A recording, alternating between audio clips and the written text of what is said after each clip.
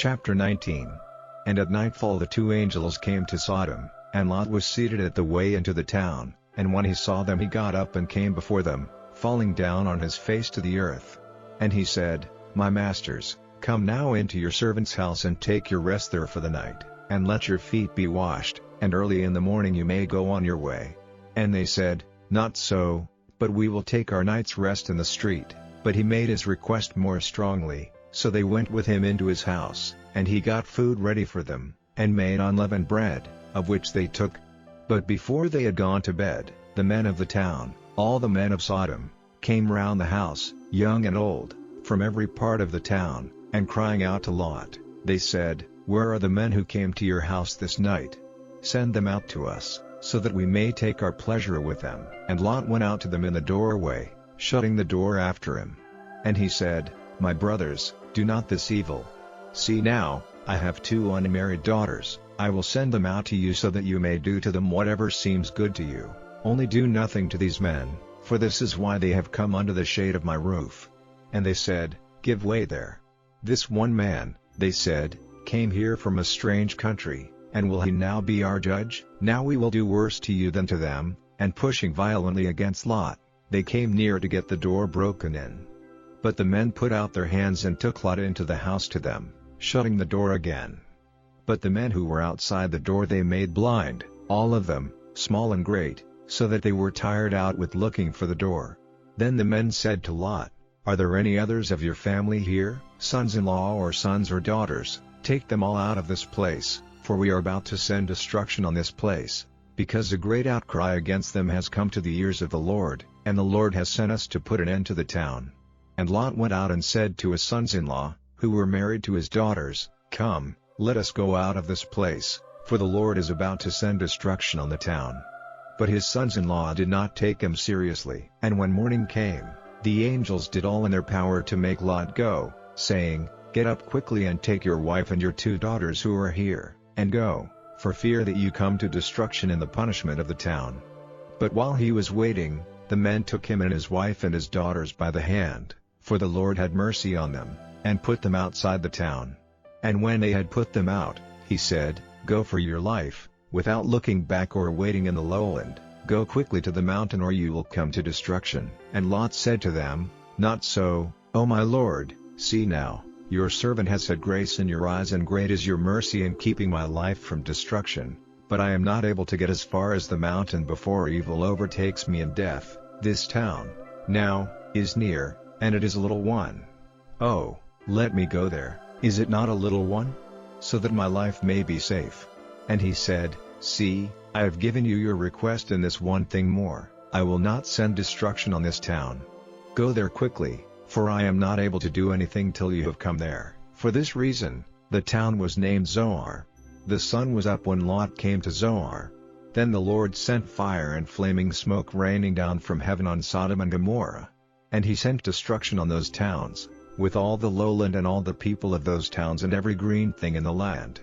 But Lot's wife, looking back, became a pillar of salt. And Abraham got up early in the morning and went to the place where he had been talking with the Lord, and looking in the direction of Sodom and Gomorrah and the lowland, he saw the smoke of the land going up like the smoke of an oven.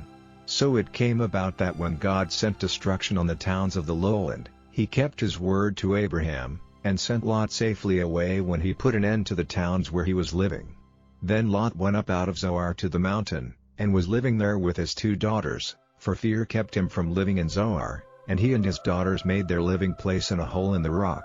And the older daughter said to her sister, Our father is old, and there is no man to be a husband to us in the natural way. Come, let us give our father much wine, and we will go into his bed, so that we may have offspring by our father. And that night they made their father take much wine.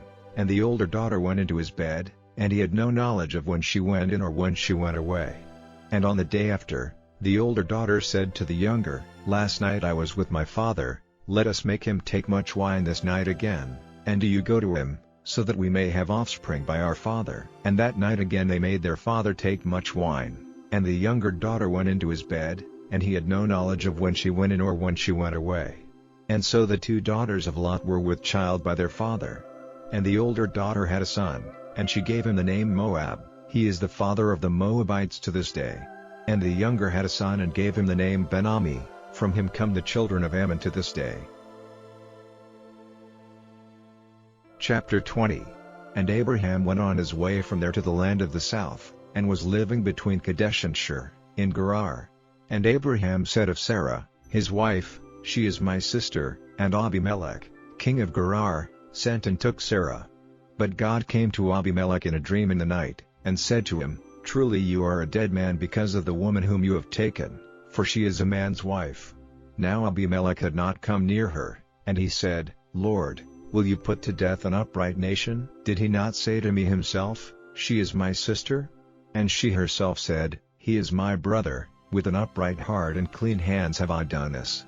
And God said to him in the dream, I see that you have done this with an upright heart, and I have kept you from sinning against me, for this reason I did not let you come near her.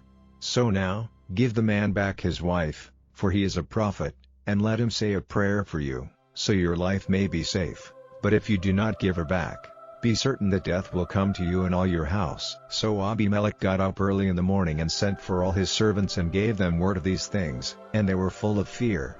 Then Abimelech sent for Abraham, and said, What have you done to us?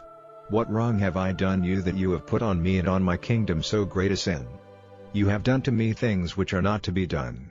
And Abimelech said to Abraham, Why did you do this thing? And Abraham said, Because it seemed to me that there was no fear of God in this place, and that they might put me to death because of my wife.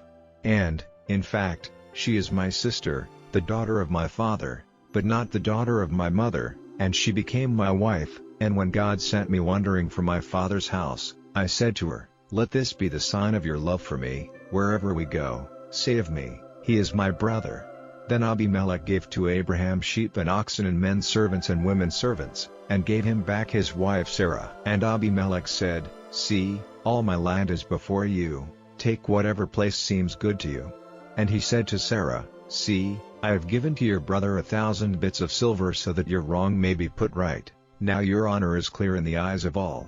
Then Abraham made prayer to God, and God made Abimelech well again, and his wife and his women servants, so that they had children. For the Lord had kept all the women of the house of Abimelech from having children, because of Sarah, Abraham's wife. Chapter 21. And the Lord came to Sarah as he had said and did to her as he had undertaken. And Sarah became with child, and gave Abraham a son when he was old, at the time named by God. And Abraham gave to his son, to whom Sarah had given birth, the name Isaac. And when his son Isaac was 8 days old, Abraham made him undergo circumcision, as God had said to him. Now Abraham was 100 years old when the birth of Isaac took place. And Sarah said, God has given me cause for laughing, and everyone who has news of it will be laughing with me. And she said, Who would have said to Abraham that Sarah would have a child at her breast? For see, I have given him a son now when he is old. And when the child was old enough to be taken from the breast, Abraham made a great feast. And Sarah saw the son of Hagar the Egyptian playing with Isaac. So she said to Abraham, Send away that woman and her son, for the son of that woman is not to have a part in the heritage with my son Isaac. And this was a great grief to Abraham because of his son. But God said, Let it not be a grief to you because of the boy and Hagar his mother. Give ear to whatever Sarah says to you, because it is from Isaac that your seed will take its name. And I will make a nation of the son of your servant woman, because he is your seed. And early in the morning Abraham got up, and gave Hagar some bread and a water skin, and put the boy on her back, and sent her away, and she went, wandering in the wasteland of Beersheba. And when all the water in the skin was used up, she put the child down under a tree. And she went some distance away, about an arrow flight, and seating herself on the earth, she gave way to bitter weeping, saying, Let me not see the death of my child. And the boy's cry came to the ears of God, and the angel of God said to Hagar from heaven, Hagar, why are you weeping? Have no fear, for the child's cry has come to the ears of God. Come, take your child in your arms, for I will make of him a great nation. Then God made her eyes open, and she saw a water spring, and she got water in the skin and gave the boy a drink. And God was with the boy, and he became tall and strong, and he became a bowman, living in the wasteland. And while he was in the wasteland of Paran, his mother got him a wife from the land of Egypt. Now at that time, Abimelech and Phicol, the captain of his army, said to Abraham, I see that God is with you in all you do. Now, then, give me your oath, in the name of God, that you will not be false to me or to my sons after me, but that as I have been good to you, so you will be to me and to this land where you have been living. And Abraham said, I will give you my oath. But Abraham made a protest to Abimelech because of the water hole which Abimelech's servants had taken by force. But Abimelech said, I have no idea who has done this thing, you never gave me word of it, and I had no knowledge of it till this day. And Abraham took sheep and oxen and gave them to Abimelech, and the two of them made an agreement together. And Abraham put 7 young lambs of the flock on one side by themselves. Then Abimelech said, What are these 7 lambs which you have put on one side? And he said, Take these 7 lambs from me as a witness that I have made this water hole. So he gave that place the name Beersheba, because there the two of them had given their oaths. So they made an agreement at Beersheba, and Abimelech and Phicol, the captain of his army, went back to the land of the Philistines. And Abraham, after planting a holy tree in Beersheba, gave worship to the name of the Lord, the eternal God.